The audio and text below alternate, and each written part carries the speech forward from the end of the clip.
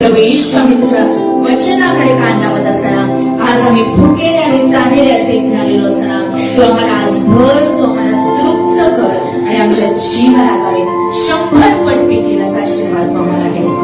पुन्हा एकदा आम्हा सर्वांना तुझ्या चरणाजवळ समर्पित करून नारायण ख्रिस्ताच्या नावात विनंती केली म्हणून तो amen amen hallelujah. Praise the Lord. आपण बसूया.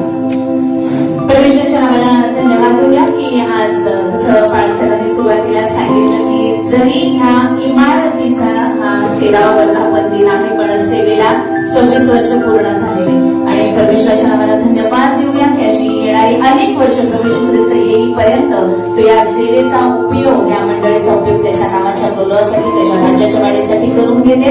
आणि एवढंच नाही तर इथून अनेक अनेक लोक परमेश्वर तयार करणारे नवीन पिढी परमेश्वर उभी करत आहे. आणि आता आपण आत्ताच ऐकलं, आपण साक्ष ऐकत आहोत आणि एक जण, आता आपण बघितलं बाळासाहेब सांगत होते की इतक्या वर्षामध्ये कितीतरी लोक आहेत, तसं जर प्रत्येक जण एक एक जण जेव्हा इथून साक्ष घेऊन बाहेर जाणारे, एक एक जण जेव्हा विश्वास आणि वचन घेऊन प्रभू येशूचं नाव घेऊन बाहेर जाणारे, तेव्हा त्या 12 जणांचे 70 जणांचे 3000 कसे करायचे ते प्रभू येशू ख्रिस्ताला ठाऊक. Praise the Lord. परमेश्वर लोक विश्वास ठेवणाऱ्याचे भर आपल्यामध्ये नक्कीच टाकेल आणि केवळ इथेच नाही तर इथून तुम्हाला बाहेर घेऊन तो तुमचा उपयोग त्याच्या नावाच्या गौरवासाठी, त्याच्या राज्याच्या वाढीसाठी करून घेईल. जेव्हा आपण परमेश्वराच्या वचनामध्ये बघतो आणि जेव्हा आपण मंदिराबद्दल उल्लेख करतो, आपल्या चर्चचा मंदिर आहे, चर्चला मराठी शब्द भाषांतरामध्ये वापरलेले मंदिर, तेव्हा आपल्याला पाहायला मिळते की आज जो सुरुवातीलाच आपण शास्त्र भाग वाचला राजेच्या पुस्तकातून, तर तिथे शलोमोनाचा उल्लेख आहे. म्हणजे भौतिक मंदिर असा पवित्र शास्त्रामध्ये उल्लेख आढळतो, ज्याचं उदाहरण यरुशलेमेचं मंदिर, शलोमोनाचं मंदिर. त्याचप्रमाणे जर आपण बघितलं ग्रंथिकारास पहिलं पत्र याचा 3रा अध्याय आणि 16वं वचन आणि त्याचप्रमाणे 6वा अध्याय आणि 19वं वचन, ग्रंथिकारास पहिले पत्र 3रा अध्याय 16वं वचन आणि 6वा अध्याय 19वं वचन, दोन्ही वचन हे सांगतात की तुमचं शरीर हे जिवंत देवाचं मंदिर आहे आणि जिवंत देवाचा पवित्र आत्मा तुमच्यामध्ये वस्ती करतो. Praise the Lord. आपण बघितलं की एक भौतिक मंदिर आहे आणि एक आध्यात्मिक मंदिर आहे. भौतिक मंदिर ही मंदिराची इमारत आहे, की जे हे चर्च आहे ही मंदिराची इमारत आहे. पण त्याचबरोबर आपण बघतो की जे आध्यात्मिक मंदिर आहे ते तुम्ही आणि मी आहात. आपलं शरीर जे ते जिवंत देवाचं मंदिर आहे आणि जिवंत देवाचा पवित्र आत्मा आपल्यामध्ये वस्ती करतो. आणि इफिस्करास पत्र याचा 2रा अध्याय 19, 20, 21 वचन जर आपण वाचली, इफिस्करास पत्र 2रा अध्याय 19 ते पुढे जर आपण वाचलं तर परमेश्वराचं वचन आपल्याला सांगतं की तुम्ही एकत्र रचले जात आहात आणि तुम्ही देवाचं मंदिर, देवाची मंडळी, ख्रिस्ताची वधू असे तयार होतात. Praise the Lord. आपल्या लक्षात येते की आपण या भौतिक मंदिरामध्ये जमणारे प्रत्येक जण वैयक्तिकरित्या जिवंत देवाचं पवित्र मंदिर आहोत. Praise the Lord. आणि जेव्हा आपण प्रत्येक जण अशा प्रकारे एकत्र येत आहोत, विश्वासात एकत्र येत आहोत, आराधनेमध्ये एकत्र येत आहोत, प्रीतीमध्ये एकत्र येत आहोत, तेव्हा ख्रिस्ताची वधू तयार होते, देवाची मंडळी तयार होते आणि ही जगभरात तयार होते, मोठ्या सामर्थ्याने तयार होते, कारण तो लवकर येते. आणि या दिवसांमध्ये जसं पेत्र म्हणाला, प्रेषितांची कृत्य 2ऱ्या अध्यायामध्ये योएल संदेशाच्या द्वारे सांगितल्याप्रमाणे जो पवित्र आत्म्याचा मोठा अभिषेक तो एक बार आपल्याला पुन्हा एकदा पाहायला मिळणार आहे. आणि संपूर्ण जगभरात जे मोठं संजीवन आणि जो मोठा हंगाम येणार आहे, परमेश्वराला धन्यवाद असो की आपल्या प्रत्येकाचा उपयोग परमेश्वर त्यासाठी करून घेणार आहे. Praise the Lord. आपल्या प्रत्येकाचा उपयोग त्यासाठी करून घेणार आहे. पण त्यासाठी तो अभिषेक जिथून आपल्याला समजतो, त्या स्वर्गीय पित्याची प्रीती जिथून आपल्याला कळते, प्रभू येशू ख्रिस्ताची कृपा आपल्याला जिथून कळते, ते वचन आपण ऐकणं गरजेचं आहे. Praise the Lord. हे वचन आपल्या अंतःकरणामध्ये असणं गरजेचं आहे, कारण त्या वचनाद्वारे, जिवंत देवाच्या शब्दाद्वारे, पवित्र आत्म्याच्या सामर्थ्याने आपल्या जीवनामध्ये आणि आपल्या जीवनाद्वारे अनेकांच्या जीवनामध्ये कार्य सिद्ध होईल. Praise the Lord. आणि म्हणून आपण बघतो की नीतिसूत्राच्या पुस्तकामध्ये 4था अध्याय 20 ते 23 वचन सांगतात. नीतिसूत्राचं पुस्तक 4था अध्याय 20 ते 23 वचन. जर आपण ह्या शास्त्र भागाचं टायटल वाचलं तर आपल्याला पाहायला मिळतं ज्ञानामुळे प्राप्त होणारे फायदे. ज्ञानामुळे प्राप्त होणारे फायदे. आता हे ज्ञान जगाचं ज्ञान नाहीये. डॉक्टर होण्यामुळे मिळणारे फायदे, इंजिनियर होण्यामुळे मिळणारे फायदे असं नाही. तर हे जे ज्ञान इथं म्हटलेले जगाचं जे ज्ञान आहे, जे एज्युकेशन आहे ते चांगलंच आहे. म्हणूनच आपण शाळेत जातो, बरोबर. म्हणूनच आपण शिकतो, आपण लेकरांना शाळेत पाठवतो, आपण काहीतरी प्रोफेशनल कोर्स करतो. हे ज्ञान पण परमेश्वरापासून आलेले, पण हे भौतिक ज्ञान आहे. पण यापेक्षा जे महान ज्ञान आहे ते परमेश्वराचं ज्ञान आहे. आणि त्या ज्ञानाचे काय फायदे हे इकडे नीतिसूत्रामध्ये शलोमोन राजा सांगताना म्हणतो, माझ्या मुला माझ्या वचनांकडे कान लाव, लक्ष लाव. लक्ष लाव कोणाच्या वचनांकडे? परमेश्वराच्या वचनांकडे. माझ्या मुला माझ्या वचनांकडे लक्ष लाव. लक्ष लावून वचन ऐकणं. माझ्या सांगण्याकडे कान दे. ते वचन जेव्हा आपण ऐकत आहोत, जिवंत देवाचं पवित्र वचन आपण ऐकत आहोत, तेव्हा ते कसं ऐकायचंय? आपल्याला लक्षपूर्वक ऐकायचंय, कान देऊन ऐकायचंय. का? कारण जेव्हा आपण ते वचन ऐकणार तेव्हा कानाद्वारे ते आपल्या अंतःकरणात जाणार. वचन आपल्याला सांगतो रोमकारास पत्रामध्ये की विश्वास वार्तेने आणि वार्ता ख्रिस्ताच्या वचनाद्वारे होते. म्हणजे जेव्हा आपण ते वचन ऐकणार आणि ते आपल्या अंतःकरणात जाणार तेव्हा आपला विश्वास वाढणार. Praise the Lord. आणि विश्वास वाढल्याने काय होईल? परमेश्वराचं वचन सांगतं विश्वासापासून परमेश्वराला संतोष मिळणं अशक्य आहे. जेव्हा विश्वास वाढेल तेव्हा आपण परमेश्वराला ग्रहणीय, परमेश्वराला संतोषकारक असं जीवन जगू शकू. आणि जे अशक्य ते आपल्या जीवनामध्ये शक्य झालेलं आपल्याला पाहायला मिळेल. Praise the Lord. आणि म्हणून आपल्याला हे वचन लक्ष देऊन ऐकणं गरजेचं आहे. इथे आपल्याला वचन सांगतं पुढे की तुझ्या डोळ्यापुढून जाऊ देऊ नको. वचन कसं ठेवायचंय? डोळ्यासमोर. आधी कानाने ऐकायला लावलेले लक्ष लाव. आता काय म्हटलेलं की ते डोळ्यांसमोर जाऊ देऊ नको. का बरं? कारण की कानातून कुठे जाणार? अंतःकरण. डोळ्यातून कुठे जाणार? अंतःकरणात जाणार. पुष्कळ वेळ आपल्याला असं वाटतं की आपण काय ऐकतोय किंवा काय पाहतोय याचा आपल्यावर परिणाम होत नाही. पण देवाच्या प्रिय लेखनानं जेव्हा शास्त्र आपल्याला असं बजावून सांगतंय लक्ष दे, तेव्हा आपण हे समजून घेतलं पाहिजे की आपण जे काही पाहतोय, आपण जे काही ऐकतोय ते आपल्या अंतःकरणात जाते. आणि मग आपल्या अंतःकरणामध्ये जे जाणार त्याचे फळ आपल्याला पाहायला मिळणार. समजतंय आपल्याला? आपल्या अंतःकरणात जे जाणार त्याचे फळ आपल्याला पाहायला मिळणार. आणि म्हणून देवाचं वचन आपल्याला बजावून सांगतंय की परमेश्वराच्या वचनाकडे कान दे, ते लक्ष लावू नये आणि ते तुझ्या डोळ्यांपुढून जाऊ देऊ नको, ते आपल्या अंतःकरणात ठेव. जेव्हा आपण कानाने ऐकणार, आपण जेव्हा डोळ्याने वाचणार तेव्हा ते वचन आपल्या अंतःकरणात जाणार. आणि जेव्हा आपण ते जपून ठेवू तेव्हा काय होईल? वचन बावली सांगतं, कारण ती ज्यास लाभतात म्हणजे काय? ज्यांना ती सापडतात त्यांना ती मिळतात. म्हणजे आपल्याला बायबल मिळाली ना, आपण ते घरात ठेवलं छान जपून, याचा अर्थ लाभणं आहे का? नाही. बाप्तिस्मा झाल्यावर सगळ्यांना एक गिफ्ट बायबल मिळतं. मग ते माझं बक्षीस मिळालेलं बायबल म्हणून आपण तसंच ठेवलं तर त्याचा अर्थ आपल्याला वचन लाभलं असं होईल? नाही. तर वचन लाभणं म्हणजे काय? ते आधी नीतिसूत्रांचा जो लेखक आहे तो सांगतो की जेव्हा तू ते ऐकशील आणि तुझ्या अंतःकरणात जाईल, जेव्हा ते तू वाचशील डोळ्याने आणि तुझ्या अंतःकरणात जाईल, आणि आता जेव्हा ते वचन तू ग्रहण केलेलं आहे अंतःकरणामध्ये, तेव्हा काय? ज्यांना ती लाभतात त्यास ती जीवन देतात. Praise the Lord. प्रभू येशू म्हणतो माझी वचने तुमच्यासाठी आत्मा आणि जीवन. आपले जीवन परमेश्वराच्या वचनामध्ये. जर तो शब्द, ती वचन, देवाचा शब्द, देवाचा पुत्र प्रभू येशू ख्रिस्त जेव्हा आपल्याला या वचनाद्वारे लाभतो तेव्हा तो आपल्याला जीवन देणारा, विपुल जीवन देणारा, सार्वकालिक जीवन देणारा. Praise the Lord. आणि पुढे काय म्हटलेले? त्या ज्यास ते लाभतात त्यास ते जीवन देतात आणि त्यांच्या सबंध देहाला आरोग्य देतात. कुणाला आरोग्य देतात? नक्की सबंध देहाला का? फक्त हाताला, पायाला, डोक्याला? कुठे? सबंध शरीराला आरोग्य देतात. आहे का कोणत्याची गोळी सबंध शरीराला आरोग्य देणारी? आहे कोणतं औषध सबंध शरीराला जे आरोग्य देते? जेव्हा ते वचन आपल्याला मिळतं तेव्हा ते आपल्या सबंध देहाला आरोग्य देतात असं म्हणतात. आणि ह्याच्यासाठी जो मूळ शब्द वापरला गेलेला आहे त्याचा अर्थ आरोग्य, जो शब्द वापरला गेलेला आहे ते तुझ्या सबंध देहाला औषध आहे असं म्हटलेलं आहे. त्या शब्दाचा जो अर्थ होतो तो मेडिसिन. औषध आहे. आपल्या संपूर्ण शरीरासाठी औषध काय आहे?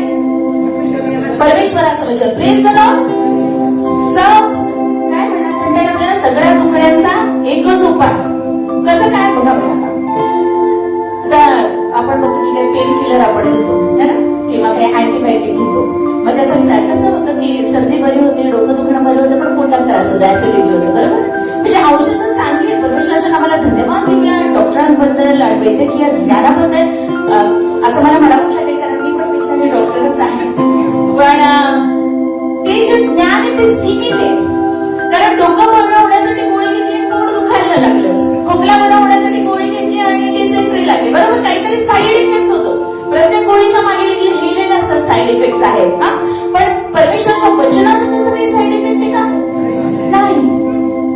पण तरी डॉक्टरांनी लिहून दिलेल्या गोळ्या आपण किती प्रामाणिकपणे घेतो. हे सकाळी, हे दुपारी, हे संध्याकाळी, हे जेवणाच्या आधी, हे जेवणाच्या नंतर, हे झोपण्यानंतर, हे उठण्याच्या आधी, असे बरेच प्रिस्क्रिप्शन्स असतात. Praise the Lord. जे जागे ते हसले. तर अशा प्रकारे आपण प्रिस्क्रिप्शन काटेकोरपणे पाळतो.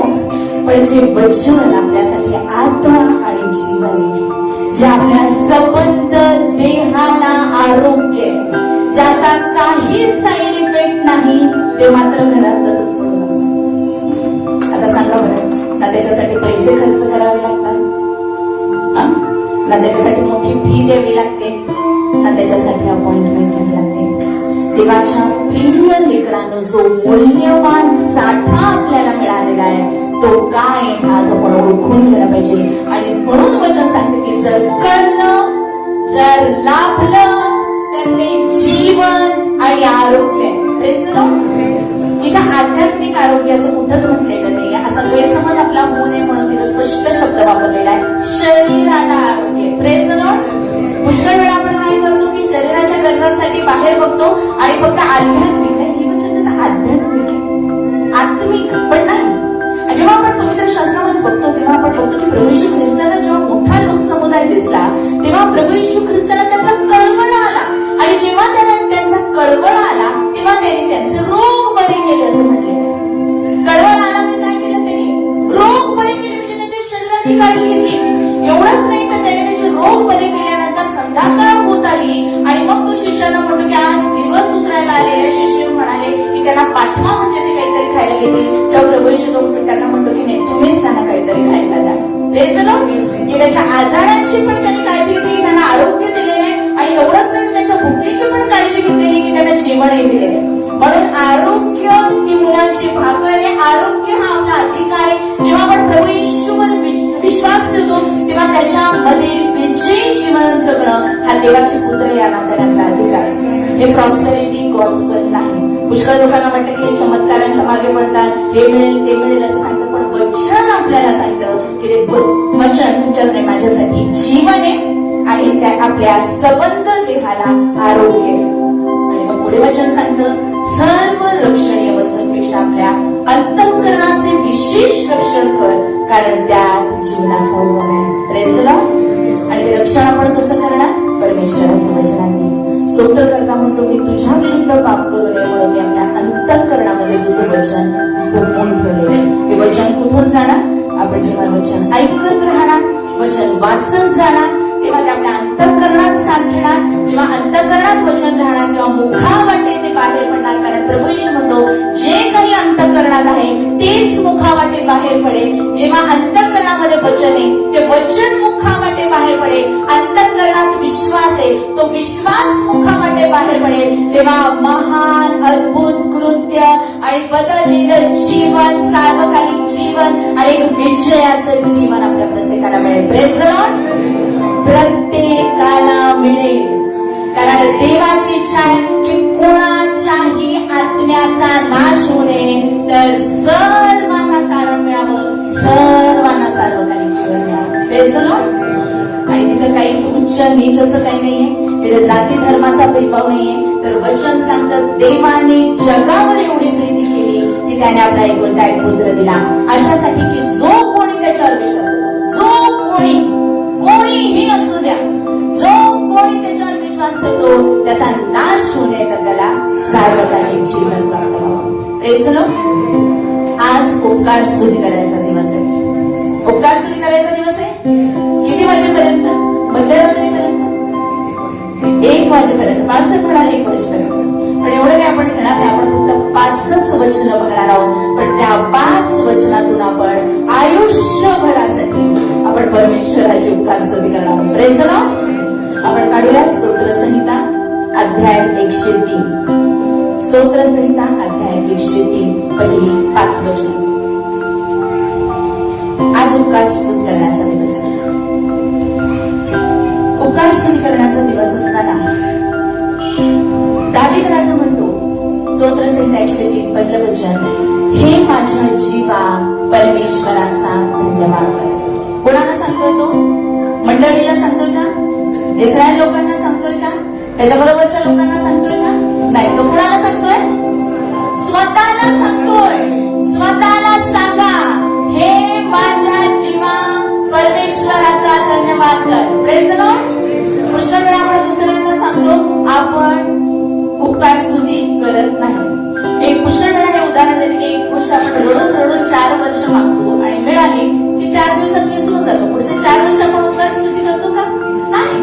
साक्षी आपण देऊ की मी 4 वर्ष मागत होते आणि मिळालं. पण पुढचे 4 वर्ष आपण उपकार स्तुती करतो का? नाही. कारण आपली टेंडन्सी असते की झालेले उपकार आपण विसरून जातो आणि आपले लक्ष आपल्या समस्यांकडेच असतं आणि लिस्ट आपली तयारच असते. एक समस्या संपली नाही तर दुसरी असतेच, दुसरी संपली नाही तर तिसरी असतेच.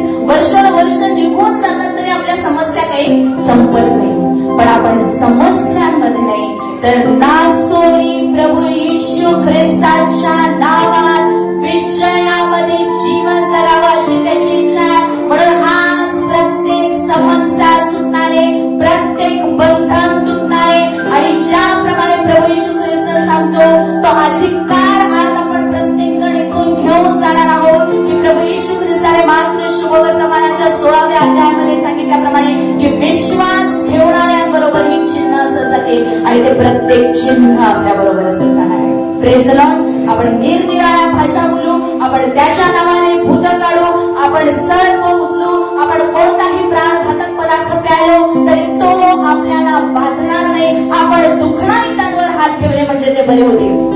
आपल्यावर कोणी हात ठेवायची गरज पडणार नाही. तर आपण इथून जात असताना पवित्र आत्म्याच्या सामर्थ्याने बनून जाणार आहोत. ते आपण दुखणाऱ्यांवर हात ठेवल्यावर ते बरे होतील, ते बंधमुक्त होतील आणि प्रभू येशूचा गौरव करतील आणि प्रभू येशू आपल्या बरोबर कार्य करेल. Praise the Lord. सुरुवात वचन ऐकण्यापासून आणि दुसरं आपण बघितलं उपकार स्तुती करण्यापासून. कारण जेव्हा आपण उपकार स्तुती करणार तेव्हा आपण आपल्या समस्यांकडून लक्ष काढून परमेश्वराकडे लक्ष काढू.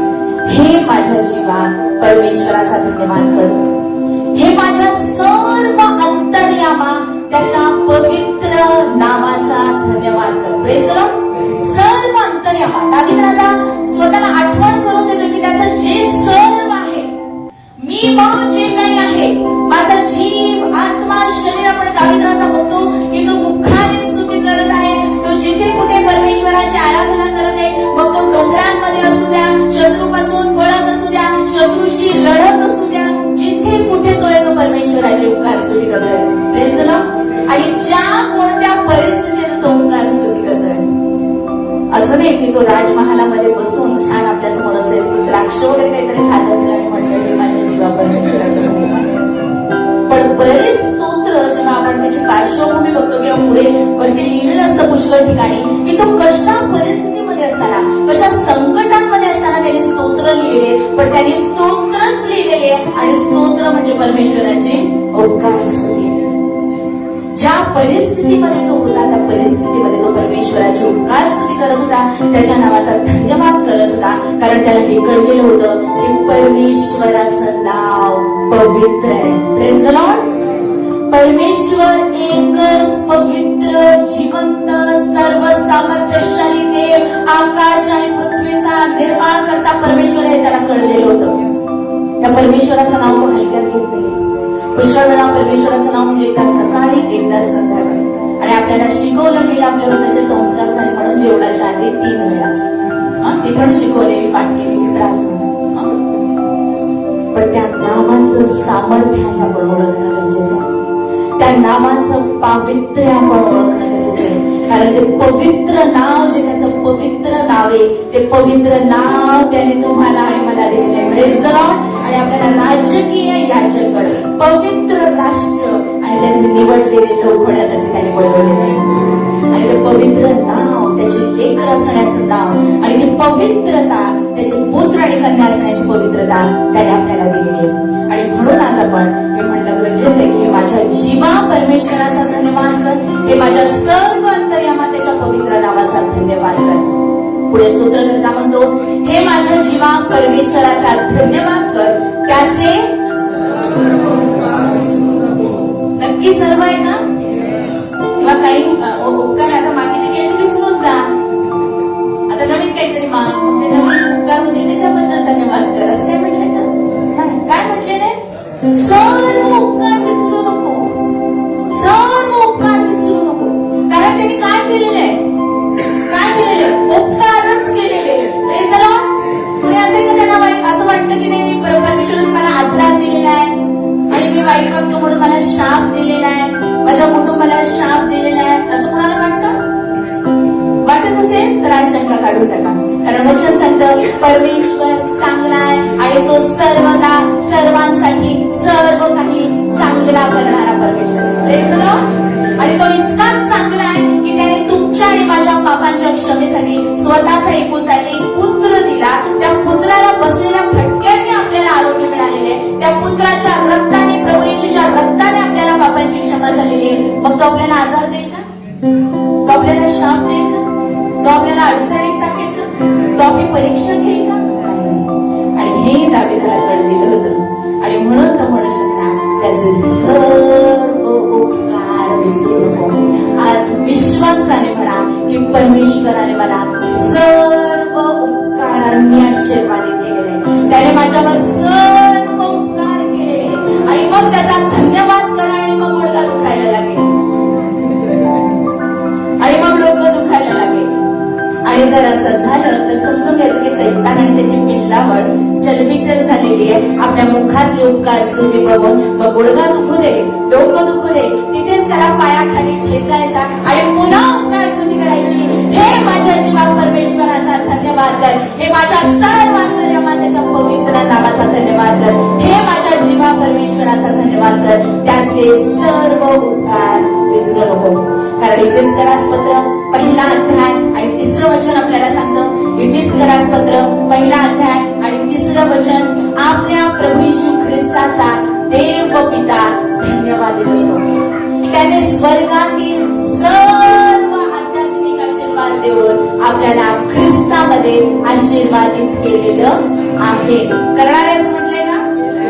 केलेलं आहे, आशीर्वादित केलेलं आहे. म्हणून जे डोळ्याने दिसतंय त्याच्याकडे बघू नका, दुखण्याकडे बघू नका, समस्येकडे बघू नका. तर आपली दुखणे बरी करण्यासाठी, आपल्या समस्या सोडवण्यासाठी आणि आपल्याला सार्वकालिक जीवन, विजयी जीवन देणाऱ्या प्रभू येशू ख्रिस्ताकडे आणि त्याच्या वधस्तंभाकडे पहा. कारण वचन सांगतं की तोच प्रभू येशू ख्रिस्त आपल्या विश्वासाचा उत्पादक आणि पूर्ण करणार आहे. Praise the Lord. आणि त्याच्याकडे आपण पाहत राहावं असं वचन आपल्याला शिकवलं. जेव्हा आपल्याला हे समजेल तेव्हा आपोआप आपलं लक्ष आपल्या समस्यांकडून निघून परमेश्वराकडे जाईल. स्लॅबकडे पाहू नका, स्लॅबच्या वर जो आहे त्याच्याकडे पहा. कारण त्यांनी वचन दिलेले आहे की तो त्याचं गौरव, त्याचं वैभव या स्थळाला देईल. Praise the Lord. आणि तो त्याची शांती या स्थळाला देईल. आणि आपल्या मागण्या आणि आपल्या कल्पना यांच्या पलीकडे आपल्यामध्ये आधिक्याने कार्य करण्यास समर्थ असलेल्या पवित्र आत्म्याच्याद्वारे तो कार्य सिद्धी करेल. Praise the Lord. आणि आपण पुढच्या वर्षी साक्ष देऊ इकडेच, झालेलं असेल तोपर्यंत. Praise the Lord. मंडळी चांगली तयार केली पाहिजे, सगळे हो म्हणतात. Praise the Lord. पण मला बोलवा मग परत पुढच्या वर्षी. परमेश्वराच्या नावाला धन्यवाद असो. अंतःकरणात विश्वास ठेवणं आणि तो मुखाने कबूल करणं गरजेचं आहे.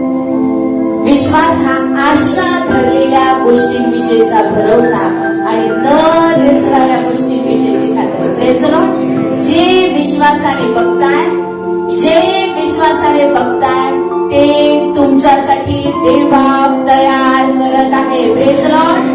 जे तुम्ही आशा धरून बघत आहात ते वाटेतच आहे, ते तुमच्या हातात येते. म्हणून परमेश्वराची उपकार करा, परमेश्वराचा धन्यवाद करा.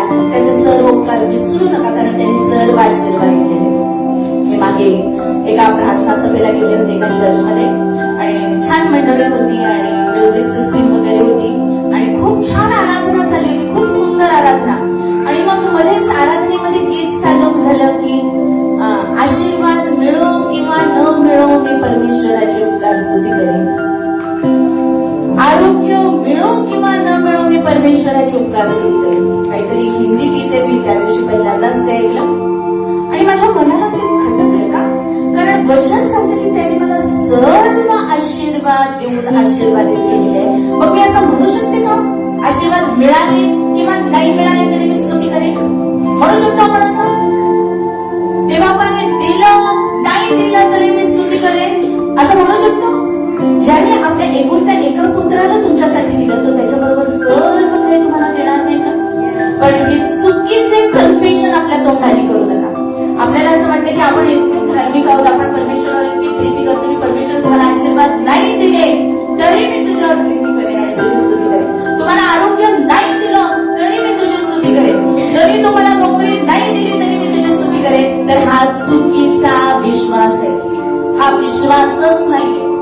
हे चुकीचं कन्फेशन आहे. आपण चुकीच्या गोष्टी आपल्या मुखाने बोलत आहोत आणि जे आपण बोलू त्याचं आपण फळ चाकू असं वचन आपल्याला सांगतं. कारण जीवेच्या हातात जीवन आणि मरण. म्हणून वचन जेव्हा आपल्याला सांगते की त्यांनी सगळे आशीर्वाद दिलेलेच आहे, तर असं गाणं म्हणा, तो आशीर्वाद दिलेले देतच राहशील आणि म्हणून मी तुझे उपकार मानते. बरोबर? म्हणून मी तुझं गुणगान करते. तो आरोग्य दिलेले, आरोग्य देतच राहशील. मलाच नाही तर माझ्याद्वारे अनेकांना आरोग्य देशील म्हणून उपकार मानते. माझ्याद्वारे राष्ट्रीय आशीर्वादित होतील म्हणून उपकार मानते. कारण आशीर्वाद हे बदल मिळवण्यासाठी आपल्याला पाचारण केलेलं आहे. जर तुम्ही ख्रिस्ताचे आहात तर तुम्ही अब्राहमाचे संतान आणि त्याचे वारीस आहात. तुम्ही देवाचे वारीस आहात, देवाचे पुत्र आहात आणि ख्रिस्ताबरोबर वारीस आहात. त्या ख्रिस्ताच्या जन्माचे, मरणाचे, पुनरुत्थानाचे सर्व आशीर्वाद, अब्राहमाच्या संतान असण्याचे सर्व आशीर्वाद, नियमशास्त्राचे सर्व आशीर्वाद आपल्याला लागू झाले. Praise the Lord. कारण वचन सांगतं प्रभू येशू ख्रिस्त आपल्यासाठी शाप झाला आणि त्याने आपल्याला नियमशास्त्राच्या शापापासून खंडणी भरून मुक्त केले. Praise the Lord. हे समजून उमजून की त्याचं पावित्र्य काय, त्याची प्रीती काय आणि त्याने किती कृपा आपल्यावर केलेली हे समजून उमजून आपण त्याची उपकार स्तुती केली पाहिजे. सर्व आशीर्वादांबद्दल त्याची उपकार स्तुती केली पाहिजे. तू दे नाही तर देऊ नको, मी तुला धन्यवाद देतो. याचा अर्थ आपण काय करतो? त्याच्यापेक्षा स्वतःला मोठं करण्याचा प्रयत्न करतो. सेल्फ रायचियसनेस, स्वतःची धार्मिकता. पण देवाच्या प्रिय लेकरांना आपल्याला स्वतःच्या कर्मांनी, स्वतःच्या धार्मिकतेने काहीच मिळत नाही, तर आपल्याला कृपेने तारण मिळालेले आहे आणि कृपेने आपलं तारण होऊन आपल्याला ख्रिस्ताचं नीतिमत्व मिळालेलं आहे. म्हणून जे काही प्रभू येशू ख्रिस्ताने वधस्तंभावर आपल्यासाठी विकत घेतलेले, जे काही देवपित्याने त्याचा एकुलता एक पुत्र देऊन आपल्यासाठी आशीर्वाद मोकळे केलेले, त्याच्याला एक काही कमी मी आज घेणार नाही. Praise the Lord. मला 100% सर्व हवे जे माझ्या प्रभू येशूने माझ्यासाठी ठेवलेले आहे. Praise the Lord. मला 100% सर्व आशीर्वाद पाहिजे, शारीरिक, मानसिक, आध्यात्मिक सर्व आशीर्वाद. कारण माझ्या प्रभूने ते माझ्यासाठी खंडणी भरून ठेवले. माझ्या आप्पा पित्याने ते माझ्यासाठी राखून ठेवले आणि त्या विश्वासाने आज आपण परमेश्वराचे उपकार करूया. त्याचे सर्व उपकार विसरू. त्याच्यात सर्वात महत्वाचा जो उपकार आपल्याला झालेला आहे तो म्हणजे तो तुझ्या सर्व दुष्कर्मांची क्षमा करतो. Praise the Lord. किती दुष्कर्मांची नाही ना, त्या दिवशी भांडण केलं त्याची नसेल केली आणि मग रुसवा धरला, भांडण तर झालं, परत जेवली नाही, तशीच झोपून गेली, त्याची नाही क्षमा झाली. कारण सांगितलं ना पतीच्या आधीन राहा,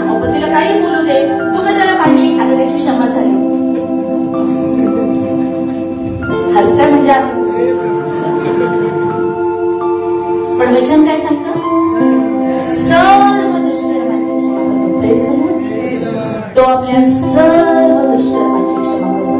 देवाच्या प्रिय लेकरांनो, प्रभू येशू ख्रिस्ताचं रक्त हे मोलमाने आणि वचन आपल्याला सांगतं त्याचा पुत्र येशू ख्रिस्ताचे रक्त तुम्हाला तुमच्या सर्व पापांपासून शुद्ध करतं. Praise the Lord. म्हणून आज जर मला काही शंका असेल की कोणत्या पापाची क्षमा झालेली नाही तर आज ते काढून टाकूया, कारण वचन सांगतं सर्व पापांची क्षमा झालेली आहे. परमेश्वर हे बोललेला मी विश्वास धरलेला आहे. प्रभू येशू म्हणतो जो विश्वास तू धरलेला आहे ते तुला मिळालेलाच आहे. पापाची क्षमा प्रभू येशू ख्रिस्ताच्या रक्ताने मिळाली. Praise the Lord. तो तुझ्या सर्व अपराधाची सर्व दुष्कर्माची क्षमा करतो. आता हे झालं आत्म्यासाठी पापाची क्षमा, पण परत परत शरीरासाठी येतच. मग आपण कसं आता हे टाळावं? आपण मनाने टाळत नाही. तो तुझ्या सर्व दुष्कर्मांची क्षमा करतो. तो तुझे सर्व बरे करतो. नक्की सगळ्यांच्या बायबलमध्ये लिहिले सर्व. पण तेव्हा पण माहिती होती जेव्हा लिहिलं त्या सगळ्यांच्या आता किती किती नवीन निघाले. आज येतो, दुसरा जातो, तिसरा येतो, चौथा जातो. प्रभू येशू ख्रिस्ताला बसलेल्या फटक्यांनी आपण निरोगी झालोय. आणि तेव्हा वचन आपल्याला सांगतं की तो तुझे सर्व रोग बरे करतो. याचा अर्थ सर्व रोग बरे करतो. कारण ते डॉक्टरांच्या किंवा सायंटिस्टच्या डिस्कव्हरीवर अवलंबून नाहीये. ते तुमच्यासाठी आणि माझ्यासाठी फटके खाल्लेल्या प्रभू येशू ख्रिस्तावर आहे. Praise the Lord. आणि जे काही छोटी मोठी डिस्कव्हरी माणूस करतो, मला असं वाटतं की ते परमेश्वराचं जे अगाध ज्ञान आहे त्याच्याला 0.0000 काहीतरी पर्सेंट असेल. पण आपण किती परमेश्वराला धन्यवाद दिला पाहिजे की इतकी महान कृपा त्याने आपल्यावर केली की त्याचं ते अद्भुत ज्ञान आपल्यासारख्या लोकांपर्यंत त्याने येऊ दिलं. आणि परमेश्वर म्हणतो की ह्या ज्ञानाच्या अभावी माझ्या लोकांचा नाश होतो. का? कारण त्यांना माहितच नाहीये की आरोग्य मिळालेले आहे. घालतायत फेऱ्या दवाखान्यामध्ये, कारण माहितच नाही ते आरोग्य आतमध्ये प्रभू येशूला बसलेल्या फटक्यांनी ते आरोग्य मिळालेले हे माहितच नाही. हा ज्ञानाचा अभाव झाला. पण परमेश्वराचं वचन आपल्याला सांगतं रोमकरासपत्र 8 अध्याय 11 वचनामध्ये की ज्या आत्म्याने परमेश्वराच्या ज्या आत्म्याने प्रभू येशू ख्रिस्ताला पुनरुत्थित केलं तो पवित्र आत्मा तुमच्यामध्ये वस्ती करतो आणि तो तुमच्या मर्त्य शरीराला जीवन देतो. आमेन. परमेश्वराचा मृतांना पुनरुत्थित करणारा आत्मा आणि ते सामर्थ्य आपल्या आतमध्ये. आरोग्य बाहेरून आत येत नाही, आरोग्य आतून बाहेर कार्य करतं. Praise the Lord. कारण तो पुनरुत्थानाचा आत्मा आपल्या आतमध्ये. Praise the Lord. परमेश्वराच्या नावाला धन्यवाद देऊ. आणि त्या आत्म्याच्या सामर्थ्याने प्रभू येशूला बसलेल्या फटक्यांनी आपल्या सर्व आजारांना तो बरे करतो. तो आपले सर्व रोग बरे करतो. पण ते विश्वासाने स्वीकारणं आणि त्याकडे लक्ष देऊन विश्वासाचा जो उत्पादन आणि पूर्ण करणारा प्रभू येशू ख्रिस्त आहे त्याकडे पाहत पुढे विश्वासाने चालणं गरजेचं आहे. तो तुझ्या सर्व दुष्कर्मांची क्षमा करतो. तो तुझे सर्व रोग बरे करतो. तो तुझा जीव विनाश गर्दीतून उद्धरितो. विनाश गर्द म्हणजे काय? नाशाची खाच.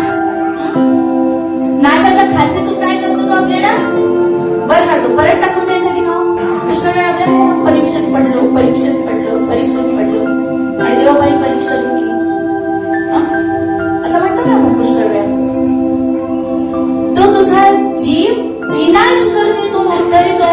तुला परत त्या खाचेत टाकण्यासाठी नाही, कारण त्यासाठी प्रभू येशू ख्रिस्ताने आधीच वधस्तंभावर त्या खाचेच्या, त्या विनाश गर्दीच्या, त्या नरकाच्या अग्नीच्या सर्व यातना भोगलेल्या आहेत. Praise the Lord.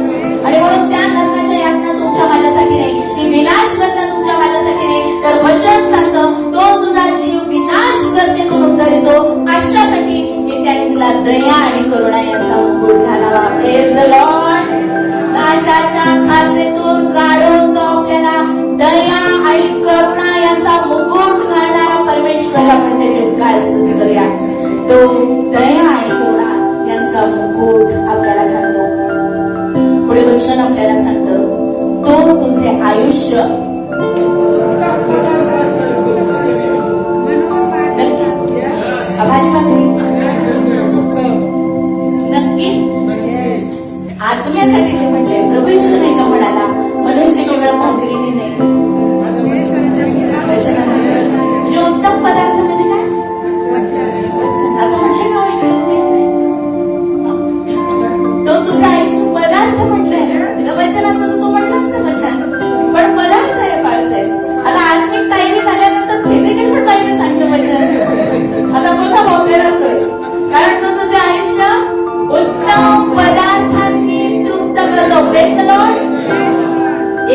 दिवस नाही.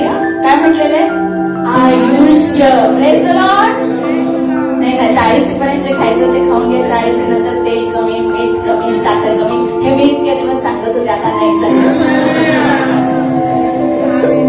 Praise the Lord. कारण आपलं आयुष्य उत्तम पदार्थाने तृप्त करतं. आपलं आयुष्य उत्तम पदार्थाने तृप्त करतो, एक दिवस नाही. आणि काय पुढे म्हटलेले?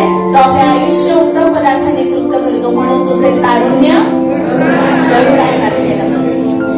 हे तर आपल्याला पाठ आहे, गरुड पक्षाची स्टोरी. आपण त्याच्यावर पुस्तक लिहून काढू. आपण इतक्या वेळा संदेश ऐकलेले की गरुड पक्षी कसा म्हातारा होतो, मग तो पिसं काढून टाकतो, डोंगरात कुठेतरी जातो, चोच. बरोबर ऐकतो, पण काय फरक आहे का? तरी गुडघे दुखतात आणि कंबर वाकलेलीच आहे आणि थरथर काम होतो की नाही. पण वचन नुसतं ऐकून उपयोग नाही, त्याच्यामध्ये अंतःकरणात जातं. तेव्हा तो विश्वास राहिला पाहिजे, विश्वासाने मुखावटे बाहेर निघायला पाहिजे. तो माझं तारुण्य गरुडासारखं नवा करतो. आमेन. आता ह्याच्यामध्ये तर काहीच आत्मिक नाहीये, हे शारीरिक बद्दलच म्हटले. कारण गरुड पक्षी जेव्हा खरा म्हातारा होतो तेव्हा तो सगळं ते काढून टाकतो आणि त्याच्यानंतर दुप्पट आयुष्य जगतो. कुमावत मुलांना कुठे आहेत का? आहेत. घरी गेले असतील तर निरोप पाठवा की आता मी जातो नाही, पण आता दुप्पटची तयारी करा. कारण जर ते विश्वासू राहिलेले परमेश्वराच्या सेवेला, तर आपण एखाद्या वेळेस विश्वासातून डळमळू, पण परमेश्वर विश्वसनीय आहे. त्याचं वचन सांगतं, तो मला दीर्घायुष्य देऊन तृप्त करतो. दिलेलं आहे दीर्घायुष्य. म्हणून अपघाताने मरण, अपघाताने मरण, ऍक्सिडेंट झाला मरण, आणि दुःखद बातमी अल्पशा आजाराने निधन ही आपल्यासाठी नाही. तर आपण स्तोत्रकर्त्याप्रमाणे म्हणणार, मी मरणार नाही तर जगेन आणि परमेश्वराच्या कृत्यांचं वर्णन करेन, कारण त्यांनी मला दीर्घायुष्य देऊन तृप्त केले.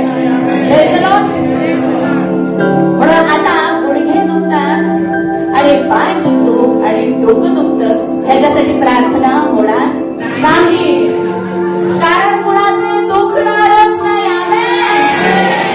आज आपल्याला समजलेलं आहे की ते आरोग्य परमेश्वराच्या वचनाने, ते सामर्थ्य प्रभू येशूला बसलेल्या मटक्यांमध्ये, ते सामर्थ्य त्याच्या पवित्र आत्म्यामध्ये, की जो पवित्र आत्मा आपल्यामध्ये राहतो. आमेन. परमेश्वराच्या नावाला धन्यवाद देऊया की तो तुझे आयुष्य उत्तम पदार्थाने तृप्त करतो, म्हणून तुझे तारुण्य गरुडासारखे.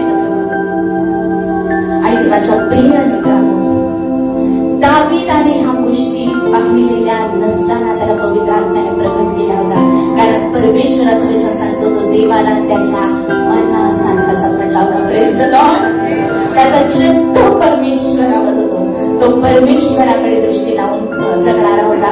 आणि म्हणून त्याच्याद्वारे येणाऱ्या दिवसांमधलं जे भविष्य तो परमेश्वर विदित करतो की हे सर्व आशीर्वाद मिळणारे, की जे आज आपल्याला प्रभू येशू ख्रिस्ताच्या जन्माद्वारे, मृत्यूद्वारे आणि पुनरुत्थानाद्वारे मिळालेले आहेत.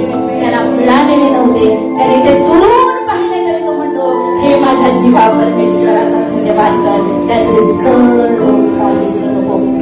देवाच्या प्रिय लेकरांनो, जेव्हा शिष्य बप्तिस्मा करणारे योहानाचे शिष्य प्रभू येशू ख्रिस्ताकडे आले आणि ते योहानाविषयी बोलत होते आणि प्रभू येशू ख्रिस्ताविषयी बोलत होते, तेव्हा प्रभू येशू त्यांना म्हणाला की स्त्रियांपासून जन्मलेल्यांमध्ये बप्तिस्मा करणाऱ्या योहानापेक्षा मोठा कोणी नाही. वाचले आपण काय म्हणाला प्रभू येशू? स्त्रियांपासून जन्मलेल्यांमध्ये बप्तिस्मा करणाऱ्या योहानापेक्षा मोठा कोणीच नाही. म्हणजे प्रभू येशू ख्रिस्त सोडून बाकी स्त्रियांपासून जन्मलेले सगळे, मग ते संदेष्टी असू दे, तो मोशे असू दे, तो एलिया असू दे, तो दावीद असू दे, त्या सर्वांपेक्षा कोण आहे श्रेष्ठ? बप्तिस्मा करणारा. हे स्त्रियांपासून जन्मलेल्या सर्वांमध्ये बप्तिस्मा करणारा योहान सगळ्यात मोठा आहे, प्रभू येशू म्हणतो. आणि त्याच्या पुढे प्रभू येशू ख्रिस्त म्हणतो, तरी देवाच्या राज्यामध्ये जे कनिष्ठ ते त्याच्यापेक्षा मोठे. कारण जे पहिले ते शेवटले आणि जे शेवटले ते पहिले, असे पुष्कळाचे होईल. कारण बाप्तिस्मा करणारा योहान जरी संदेष्टांपेक्षा श्रेष्ठ होता, मोशेपेक्षा श्रेष्ठ होता, एलिया, अलिशा, दाविदापेक्षा श्रेष्ठ होता, तरी त्याने प्रभू येशू ख्रिस्ताचा जन्म पाहिला असला तरी मरण आणि पुनरुत्थानाचा तुझा अनुभव त्याने घेतलेला नव्हता, की जो आज तुम्हाला आणि मला परमेश्वराने दिलेला. Praise the Lord. आज आपल्याला ते समजलेले आहे, ते वचन आपल्याला समजलेले आहे. संदेशकांनी दुरून ते बघितलं आणि परमेश्वराला दंडवत केलं. परमेश्वराचं राज्य त्यांनी दुरून बघितलं आणि परमेश्वराची उपकार स्तुती केली. दाविदाने ते राज्य दुरून बघितलं आणि त्याची उपकार स्तुती केली.